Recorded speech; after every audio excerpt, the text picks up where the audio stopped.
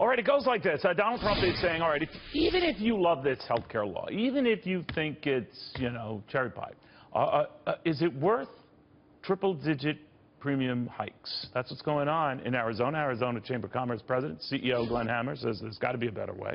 Do you think Republicans will come up with a better way? What do you think?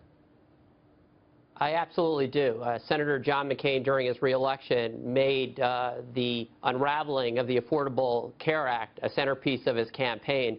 He won easily. It probably helped during the home stretch of his campaign that Arizona saw the highest surge in Obamacare exchange premiums in the entire country. So where are we going here? Republicans have long argued repeal and replace. The dirty little secret is they have alternative plans, as they did when this was being cooked up by Democrats in 2010, but they couldn't coalesce around a single plan. They had about 5 or 6, 3 prominent ones. What are and what should they coalesce on? Well, we need to see greater freedom in the marketplace. The Obamacare exchanges have way too many mandates. That's why you saw so many of the major insurers pull out all over the country. In fact, for a brief period of time, it looked like one of the major counties in Arizona wouldn't have a single exchange. So having more marketplace mechanisms in place will be very important. Look, we had Medicaid before Obamacare in all 50 states. We'll have it after. That's something Republicans are going to have to think thoughtfully through.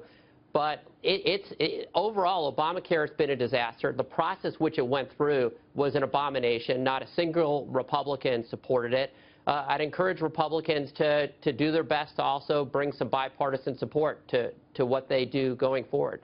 Glenn, the one thing I see, both parties are in agreement on some key features, coverage for pre-existing conditions, maybe Sure. keeping your kid on your own policy, a little longer. That is, assuming you like your kid. And then working out the details how you're going to pay for all of that.